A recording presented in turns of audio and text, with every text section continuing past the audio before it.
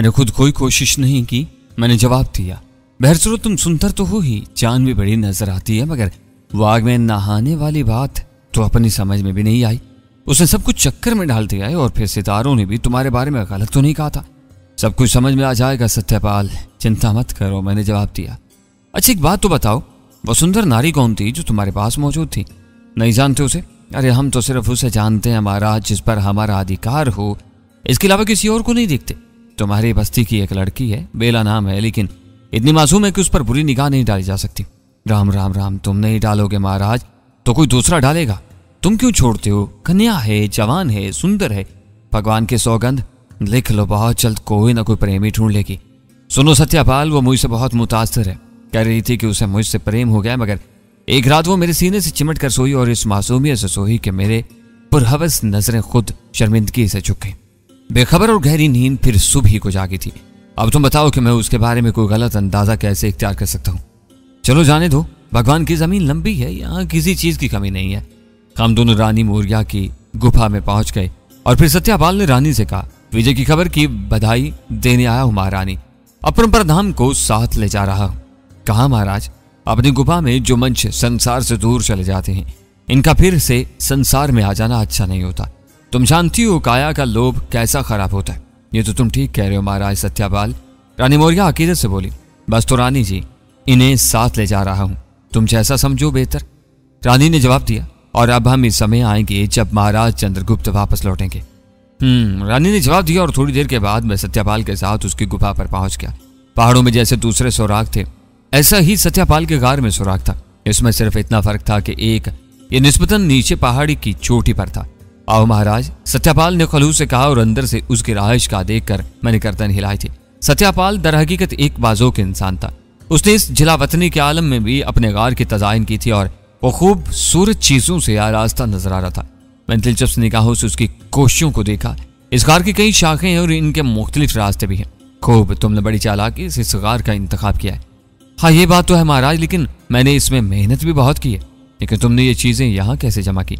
बस ज्यादातर सामान साथ ही लाया था, लेकिन दूसरों को इसकी खबर कम ही है। ये बात मेरी समझ में नहीं आ रही। मेरे पास मेरा एक वीर है महाराज, वो मेरे लिए ये काम करता है। बिलाकर सत्यपाल ने एतराफ किया और मेरे होंठों पर मुस्कुराहट पलकी। कोई मुझसे भी आहिस्ता आहिस्ता खुलोगे? अरे देर ही कितनी लगी, अपना पेट खुद इस कदर हल्का है कि कोई बात बचती नहीं, सत्यपाल ने कहा। फिर उसने मुझे इस तवीलो आरेज कार के मुख्तलिफ हिस्से दिखाए और फिर एक दरमियानी हिस्से में आ गया। सब देख लिया ना महाराज तुमने? उसने कहा। हाँ, लेकिन मेरा ख्याल है कि अभी तुमने कुछ नहीं देखा। वह हंस कर बोला। क्या मतलब? मैंने ताज्जुब से पूछा।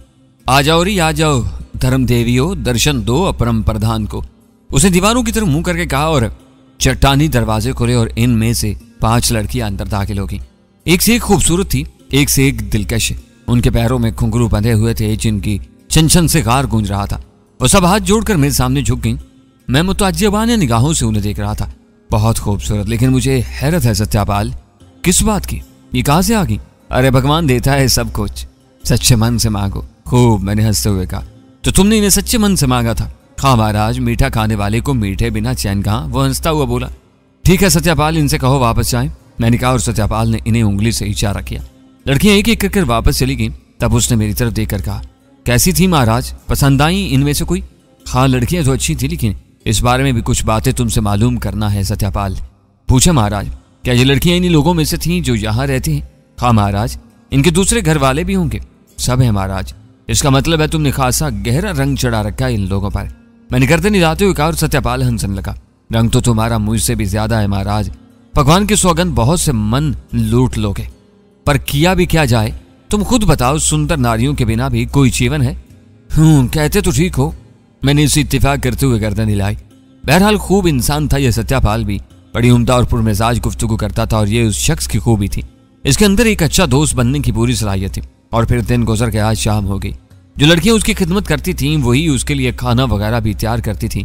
रात के खाने पर बड़ा एहतमाम था, लेकिन सत्यपाल के अकीदतमंद उसकी तमाम तर जरूरतें पूरी कर देती होंगी। खाने के बाद उसने पूछा, फिर अब क्या इरादा है महाराज? क्या तुम्हारा हफ्त रोजा व्रत फिर से शुरू हो गया है? मैंने पूछा। व्रत? हाँ, तुम 7 रोज के बाद गुफाओं से निकलते हो ना? ओह हाँ, रोज रोज इन लोगों में जाना भी ठीक नहीं होता महाराज। इनके दिलों में अकीदत कायम रखने का एक गुर ये भी है कि इनके नजदीक कम से कम जाया जाए। तो अब तुम 7 रोज के बाद इनके दरमियान जाओगे? तुम्हें कोई काम है महाराज? नहीं, बस यूं ही पूछ रहा था, मैंने जवाब दिया। मैंने पूछा था कि अब क्या करोगे, इन सुंदर नारियों के साथ रात बिताओगे या सितारों के नीचे? जैसे तुम पसंद करो सत्यापाल, मैंने जवाब दिया।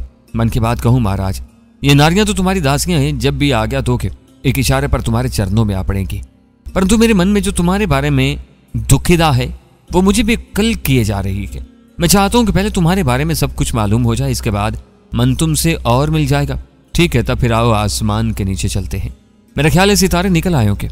चलो महाराज। वो उठ गया और हम दोनों गार के दहाने की तरफ चल दिए। रात तारीख थी, लेकिन आसमान पर चमकते हुए सितारे इस तारीकी को चीरने की भरपूर कोशिश में मसरूफ थे। इस रात हम सितारा शिनासी खूब अच्छी तरह कर सकते थे। मैंने एक ऊंची चट्टान का इंतखाब किया और हम दोनों उसकी तरफ बढ़ गए। चट्टान पर बैठकर हमने आसमान की जानिब देखा। इस वक्त दो सितारा शनास यकचा थे और हम दोनों एक दूसरे की सलाहियतों को आजमाना चाहते थे। महाराज, सबसे पहले तो मुझे यह बताओ कि तुम्हारा नाम क्या है। मैं तुम्हें बता चुका हूं कि जब मैंने चंद्रगुप्त के सितारे तलाश किए तो इनमें मुझे तुम नजर आए, वरना इससे पहले मैं तुम्हें नहीं जानता था। मैंने सिर्फ ये देखने के लिए कि वो कौन है जो चंद्रगुप्त की मुक्ति का बायस बनेगा, तुम्हारे बारे में ज्यादा से ज्यादा जानने की कोशिश की। और फिर तुम्हारे बारे में जो कुछ पता चला महाराज, उसने मुझे बहुत हैरान किया और मैं तुम्हारे बारे में ज्यादा से ज्यादा जानने का ख्वाहिशमंद हो गया। जो कुछ मालूम हुआ वो एक अमानत थी जिसकी इतला मैंने लोगों को दे दी, और उसके बाद सितारों की बात सच साबित हुई तो वही निकले जो मैंने कहा था। लेकिन तुम्हारे बारे में जब मैंने कुछ और बातें सुनी तो फिर मुझे जाती तौर पर भी तुमसे दिलचस्पी पैदा होगी। अपरंपरधान का नाम मैंने ही तुम्हें दिया, मगर जब मैंने अपने तौर पर तुम्हारे बारे में मालूमात की तो मुझे कुछ मालूम नहीं हो सका। तुमने वचन दिया है कि तुम मुझे अपने बारे में बताओगे और अब समय आ गया है कि तुम मुझे सब कुछ बता दो। तुम इतने प्यारे इंसान हो सत्यापाल के एक बार फिर मैं अपनी कहानी दोहराने पर मजबूर हूं। मैंने अपनी कहानी न सुनाने का कोई फैसला नहीं किया था, लेकिन यह भी सोचा था कि अब जगह जगह अपने बारे में बताते फिरने से क्या फायदा। लेकिन मैं तुम्हें जरूर बताऊंगा। मैं तुम्हारा शुक्रगुजार हूं महाराज, लेकिन इससे पहले आओ हम सितारों की चाल देखें। जो आ गया महाराज, उसने जवाब दिया। फिर किसी मौजू का इंतखाब करो। राजा चंद्रगुप्त, वो बोला। ठीक है, मैंने जवाब दिया और हम दोनों ने अपने दरमियान थोड़ा सा फासला कर लिया और फिर मैंने अपने दोस्तों को आवाज दी। सितारे मुझे देखकर हंस पड़े, भला वो मुझे कैसे भूल सकते थे। इतने पुराने साथी, इतने पुराने दोस्त को मैंने निगाहों ही निगाहों में बातें शुरू कर दी। मैंने सत्यापाल के बारे में पूछा और सितारों ने जवाब दिया कि वो वही है जो उसने कहा। तब मैंने चंद्रगुप्त के बारे में पूछा और सितारे मुझे उसके बारे में बताने लगे। इस वक्त वो कहाँ है, मैंने पूछा। वापस चल पड़ा है, बहुत जल्द पहुंचने वाला है। कितने दिन में यहां पहुंच जाएगा? परसों सूरज निकले, सितारों ने जवाब दिया। इसके बारे में कोई और इतला? इसका सितारा चमक रहा है, अब वो फतूहात हासिल करेगा और तुम इसमें नुमाया किरदार अंजाम दोगे। इसे इस बात के लिए मजबूर करना को पंजाब पर हमला करते। पंजाब में यूनानियों के खिलाफ बगावत शुरू हो गई है और इस वक्त चंद्रगुप्त के लिए बेहतरीन मौका है। जिन फौजों के साथ वो आ रहा है, अगर इन्हें लेकर वो पंजाब पर हमला करते तो यूनानियों के खिलाफ कामयाबी यकीनी है। बहुत खूब, मैंने कहा। और कुछ? मेरे दोस्तों ने पूछा और मैंने नफी में गर्दन हिला दी। और फिर थोड़ी देर के बाद सत्यापाल ने मुझे मुखातिब किया। क्या तुम अपनी कोशिश में कामयाब हो गए महाराज? हाँ सत्यापाल, किसी हद तक। क्या खबर मिली चंद्रगुप्त के बारे में? हाँ महाराज, चंद्रगुप्त अपनी फौजों के साथ वापस चल पड़ा है। कितनी दूर है? सत्यापाल ने पूछा। ये तुम बताओ सत्यापाल। परसों सुबह वो यहाँ पहुंच जाएगा, सत्यापाल ने जवाब दिया। मैं तुम्हारी बात से मुत्तफिक हूँ। उसके अलावा आज फिर मैंने सितारों से तुम्हारे बारे में सवाल किया महाराज। अच्छा, फिर चंद बातें मुझे मालूम हुई हैं। ओहो, तब मुझे जरूर बताओ। अजीबोगरीब बातें हैं जो मेरी समझ में नहीं आ रही हैं। इन्होंने बताया कि तुम्हारा कोई नाम नहीं है, मुख्तलिफ लोगों ने तुम्हें मुख्तलिफ नामों से पुकारा, लेकिन क्यों? तुम्हारा सवाल महफूज है। और क्या बताया तुम्हारे दोस्तों ने? मैंने दिल ही दिल में तस्लीम किया कि सत्यापाल एक अच्छा सितारा शनास है। बस इस बारे में खामोश हो जाते हैं और एक दूसरे को इशारे करने लगते हैं। मैंने पूछा, समंदर में तुम क्या कर रहे थे? तो उन्होंने जवाब दिया कि तुम सो रहे थे। खूब, मैंने मुस्कुराते हुए कहा। सुनो मेरे मित्र, पहले तो तुम अपना नाम बताओ ताकि मैं तुम्हें इस नाम से मुखातिब कर सकूं। सितारे बता चुके हैं कि मुख्तलिफ लोगों ने मुझे अपने पसंद के नाम दिए हैं। तुम भी मुझे अपने पसंद का कोई अच्छा सा नाम दे दो, मेरे लिए यही मुनासिब है। मैंने कहा, तुम्हारा अपना कोई नाम नहीं है? नहीं। क्यों? इसलिए कि मेरा नाम रखने वाला कोई ना था। मेरी कोई माँ नहीं थी जो मुझे जन्म दी थी। मेरा कोई बाप नहीं है। वक्त की गर्दिश ने मुझे तश्कील दिया और सदियों ने मेरी परवरिश की। मेरी उम्र करोड़ों साल है और मैंने दुनिया की इब्तिदा से लेकर आज तक के अदवार देखे हैं। मैं आम इंसानों से बहुत मुख्तलिफ हूँ। मेरी हकीकत कोई नहीं मालूम कर सकता। मैं एक सरबस्ता राज हूँ और तुम कोई देवता भी नहीं हो। वो ताज्जुब से बोला। नहीं, मैं किसी मजहब का प्रचार नहीं करता। मैं किसी मजहब से ताल्लुक नहीं रखता। ये तो अजीब बात है महाराज, समझ में ना आने वाली। मेरे बारे में जितनी समझ की कोशिश करोगे उलझते जाओगे, ऐसा ही लगता है महाराज। बहरहाल सितारों ने गलत तो नहीं कहा था, तुम वाकई अनोखे हो। अब तो तुम्हें इंसान कहते हुए डर लगता है। बिलाशुबा तुम चंद्रगुप्त की मदद कर सकते हो, लेकिन आग का क्या मामला है महाराज? वक्त जिसे तश्कील देता है सत्यापाल, मौसम, मादी अज्जा इसके लिए भी मकसद हो जाते हैं। इसीलिए आग मेरे बदन को नई जिंदगी बख्श देती है, मुझे जलाती नहीं। पानी मेरे बदन के अज्जा में नमी तो दाखिल करता रहता है, मुझे नुकसान नहीं पहुंचा सकता। तुम्हारी दुनिया की कोई चीज मेरे ऊपर असर अंदाज नहीं हो सकती। राम राम राम, दिमाग की चोले हिल की महाराज। अब समझ में नहीं आता कि तुम्हें क्या कहूं। कुछ भी कहो, तुम्हारा दोस्त हूं। भगवान की सौगंध, तुमसे दोस्ती करके बड़ा मान हो गया मुझे। क्यों ना मैं तुम्हें मान कहूं, जो दिल चाहे कहो, मुझे कोई ऐतराज नहीं है। मैं लापरवाही से जवाब दिया। कुछ और बात है महाराज? सत्यापाल बोला। हाँ, बेतकल्फी से पूछो। नारियों को, मेरा मतलब है तुम। हाँ सत्यापाल, मैं इस संसार में एक मंच की हैसियत नहीं रखता, लेकिन वो सारी बातें पसंद करता हूँ जो इंसानों की जरूरत होती हैं। इनमें भोजन, पानी और दूसरी चीजें हैं। फर्क सिर्फ इतना है कि अगर तुम्हें पानी ना मिले तो प्यास से तुम मर भी सकते हो, खाना ना मिलो तो भूख से मर सकते हो। मैं इनमें से किसी चीज के लिए मजबूर नहीं हूं। अगर ये मुझे ना मिले तो मेरा कुछ नहीं बिगड़ेगा। चलो ठीक है मान महाराज, जो कुछ भी हो भगवान की सौगंध खूब हो। आओ अब चलें, उसने कहा। और फिर रास्ते में वो बोला, चंद्रगुप्त के लिए आपने सितारों से और कुछ पूछा? हाँ, मैंने जवाब दिया। क्या पूछा महाराज? उसने चौंक कर पूछा। और मैंने उसे बताया कि इस वक्त चंद्रगुप्त के लिए पंजाब पर हमला करना बहुत फायदेमंद होगा और वहां कामयाब और कामरान होगा। ओहो, ये तुमने बड़े काम की बात मालूम की। मेरा दिमाग इस तरफ नहीं गया था। सत्यापाल ने कहा, आओ अब चलें, मैंने कहा। और हम दोनों उठ गए। थोड़ी देर के बाद हम गारों में थे और शायद सत्यापाल के रोजाना के मशागल थे। गार के दरमियानी हिस्से में मछलों की तेज रोशनी फैली हुई थी और इस रोशनी में वो पांचों लड़कियां खूबसूरत लिबास में मलबूस बैठी इंतजार कर रही थी। हमें देखकर जैसे उनमें जान बढ़ गई। अब सब खड़ी हो गई और सत्यापाल के होंठों पर मुस्कुराहट फैल गई। नींद तो नहीं आ रही महाराज? नहीं, क्यों? तब फिर आओ थोड़ा सा नाच रंग देखें। वो मुझे लेकर एक पत्थर पर बैठ गया और लड़कियां तैयार हो गई। शराब के बर्तन सामने आ गए। एक लड़की हमें शराब पिलाने लगी और बाकी दो हल्के किस्म के साज उठा लाई और दो लड़कियां रक्स करने लगी। साज बजाने वालियों ने खूबसूरत और सुरीली आवाज में एक गीत शुरू कर दिया। बड़ा खूबसूरत गीत था और बड़ा ही हसीन रक्स है और ऊपर से ये लजीज तरीन शराब। कमबख्त सत्यापाल ने इन गारों को क्या बना रखा था। जाम पर जाम चलते रहे, लेकिन होशो हवास से आरी करने वाली कोई चीज तो मेरे लिए इस दुनिया में पैदा नहीं हुई। मैंने सत्यापाल से पूछा, मुझे हैरत है सत्यापाल। किस बात पर महाराज? वो नशीली आवाज में बोला, लड़कियों की ये लिबास, ये साज और ये शराब, जबकि चंद्रगुप्त यहाँ जिलावतनी की जिंदगी गुजार रहा है। पर मैंने तुम्हें बताया था महाराज कि मेरे पास मेरा एक वीर है और वो जिलावतन नहीं है। ठहरो, मैं तुम्हें उसका चमत्कार दिखाता हूँ। रगना, उसने आवाज दी। हमें फल चाहिए। और प्रोफेसर फलों का एक थाल हमारे सामने पहुंच गया। इसमें ताजा अंगूर, सेब, केले, माल्टे सब कुछ मौजूद था और सत्यापाल का यह वीर मुझे बहुत पसंद आया, जिसे मैं देख नहीं सकता था, लेकिन मैंने उस पर किसी शदीद हैरत का इजहार भी नहीं किया था, क्योंकि पुरस्रार अलूम के कई माहिरों को मैं बड़े बड़े कारनामे अंजाम देते देख चुका था। कहो महाराज, एक बात पूछूं? सत्यापाल, अरे 100 बातें पूछो महाराज, चिंता किस बात की? सत्यापाल को चढ़ रही थी।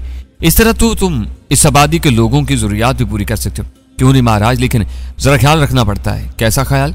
देखो ना महाराज, अगर मैं इन लोगों की सारी चीजें पूरी करने लगूं तो फिर ये अपने काम करना छोड़ दें और बस मेरे ही पीछे लग जाएं।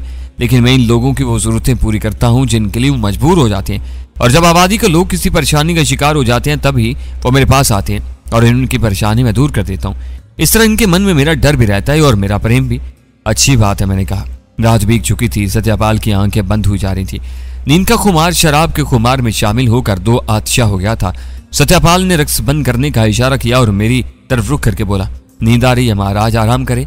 और फिर वो लड़कियों से बोला, देखो री, भाग हैं तुम्हारे कि ऐसा महान पुरुष तुम्हारी सेवा चाहता है, कोई शिकायत ना होने पाए इसे।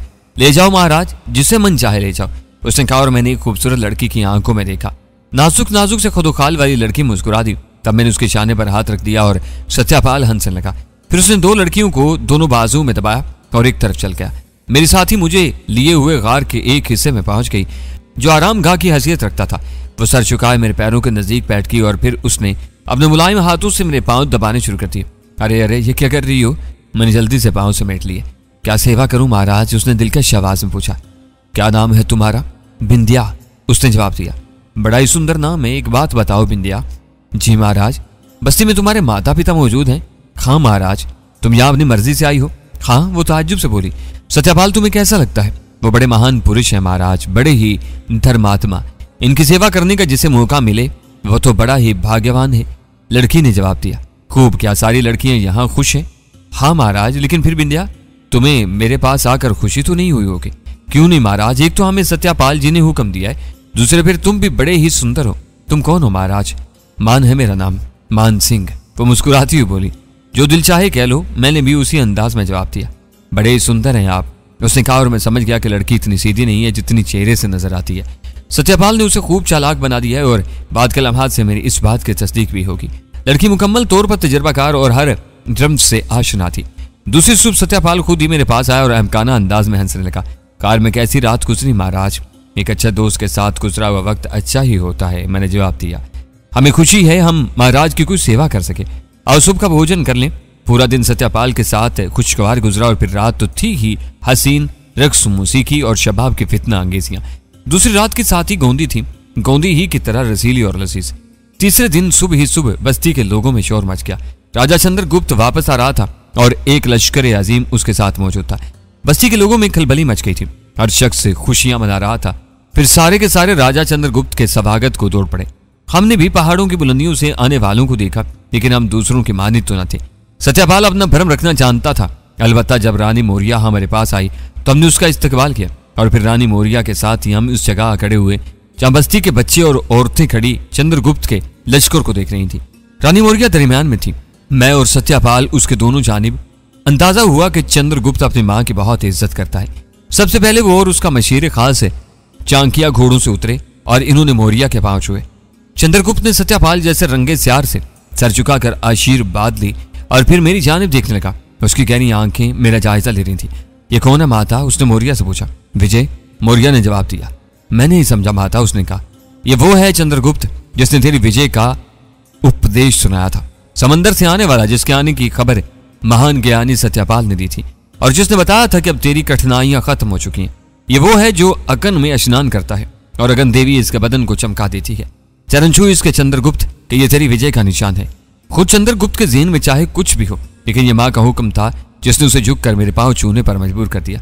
मैंने अपने चौड़े हाथों से उसके दोनों शाने पकड़े और उसे खड़ा कर दिया। चंद्रगुप्त के पूरे वजन को मैंने हाथों की गिरफ्त से उठा लिया था।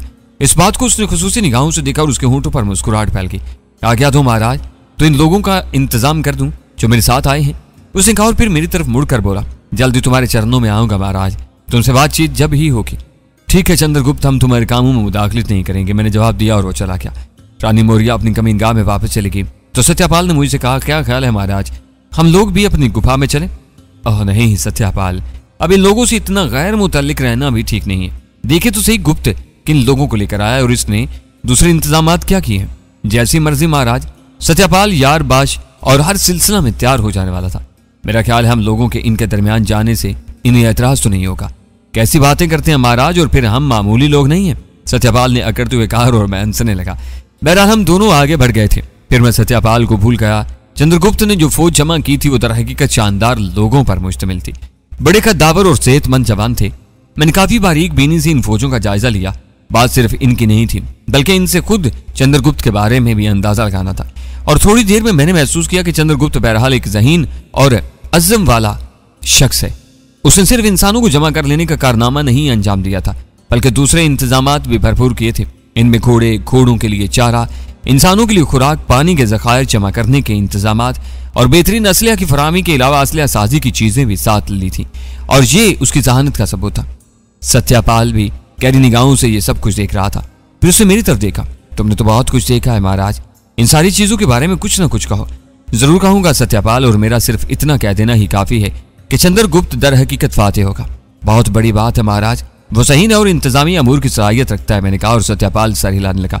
राजा चंद्रगुप्त ने हमें फरामोश नहीं किया। रात के खाने पर उसने बड़ी अकीदत से हम दोनों को मदऊ किया था। अब उसने अल्लाह लीलान पहाड़ों में खैमे लगवा दिए थे और एक अजीम शान लश्कर पूरी तैयारियों के साथ मौजूद था। उसने अपनी कमीनगाह के बाहर हमारा इस्तकबाल किया था। वो बड़े पुरजोश अंदाज में हमसे मिला था और फिर वो हमें अपने साथ अंदर ले गया, जहाँ खाने का उम्दा इंतजाम किया गया था। बड़ा आनंद आया महाराज, आपके साथ भोजन में माता जी ने आपके बारे में बहुत कुछ बताया। खाने के बाद उसने कहा, मैं इस बात पर खामोश ही रहा था। भगवान के सौगंध, मैंने कभी खुद पर मान नहीं किया है। भगवान ने मेरी सहायता की और ये लोग मेरे साथ हो गए हैं, फिर भी मैं आपके आने को अपने लिए एक बड़ा शगुन समझता हूँ। मेरे मन को अधिक शांति मिली है और मैं आपसे कुछ कहना चाहता हूँ। कहो चंद्रगुप्त, मैंने कहा। ये सारे इंतजामात मैंने की, लेकिन महाराज आप इन इंतजामात को देखें। इस बारे में आपकी जो भी राय होगी मेरे लिए बहुत बड़ी होगी। मैं चाहता हूँ मेरी सहायता के लिए आप जो कुछ भी कहना चाहें खुलकर कहते। ठीक है चंद्रगुप्त, लेकिन इससे पहले मैं ये साबित करूंगा कि मैं इस काबिल भी हूं या नहीं। मैंने कहा, मैं नहीं समझा महाराज। चंद्रगुप्त ने कहा, सुनो चंद्रगुप्त, मैं जो कोई भी हूं, मुझे तुमसे कोई लालच नहीं है, ना ही मेरे ऊपर कहीं से कोई पाबंदी है कि मैं तुम्हारी मदद करूं। तुम्हारे नजूमी ने मेरे बारे में पेश गोई की, ये इसका इल्म था। मैं समंदर में गहरी नींद सो रहा था, इन्होंने मुझे इसमें से निकाल लिया। मैंने कोई ऐतराज सिर्फ इसलिए नहीं किया कि जिन लोगों के दरमियान में आया था वो बजाते खुद बहुत अच्छे थे और मेरे साथ इस दोस्ताना अंदाज में पेश आए कि मैं इनके दरमियान खुद को अजनबी नहीं समझा। यह बात मैं जानता हूं महाराज। चंद्रगुप्त ने कहा, मैं तुम्हारे लिए जो कुछ करूंगा इसमें कोई लालच ना होगा। हम आपको दे भी क्या सकते हैं मेश्वर? चंद्रगुप्त ने कहा, मैं तुम्हारी रूहानी मदद ही नहीं करूंगा, बल्कि इसके अलावा मैं जिस्मानी तौर पर भी तुम्हारे लिए काम करूंगा। दया महाराज की। चंद्रगुप्त ममनूनियत से बोला, लेकिन एक खराबी है मेरे अंदर। वो क्या भगवत? अगर मैं तुम्हारी मर्जी के मुताबिक खुद को इसका अहल साबित कर दूं कि मैं तुम्हारे काम का आदमी हूं, तो फिर मेरी बात मानी जाए। मैं अगर कुछ ऐसी बातें भी कहूं जो तुम्हारे लिए नापसंदीदा हूं, तो तुम इन्हें मानोगे। मान लिया महाराज। चंद्रगुप्त ने मस्ताना अंदाज में कहा, बस इसके अलावा और कुछ नहीं कहना। ठीक है भगवान, तुम देखोगे कि तुम मेरे साथ खुश रहोगे। चंद्रगुप्त ने कहा और फिर मजीद कुछ गुफ्तगू के बाद मैं और सत्यापाल अपनी रहाइश गाह पर आ गए। चंद्रगुप्त ने चलते वक्त मुझे दूसरे दिन सुबह का भोजन अपने साथ करने की दावत दी थी। उसे सत्यापाल से भी कहा था, लेकिन सत्यापाल किसी कदर गबी इंसान था। उसने माजरत कर ली और चंद्रगुप्त ने उसका एहसास भी नहीं किया। लेकिन रास्ते में मैंने उससे कहा, तुमने कल आने से इनकार क्यों कर दिया सत्यापाल?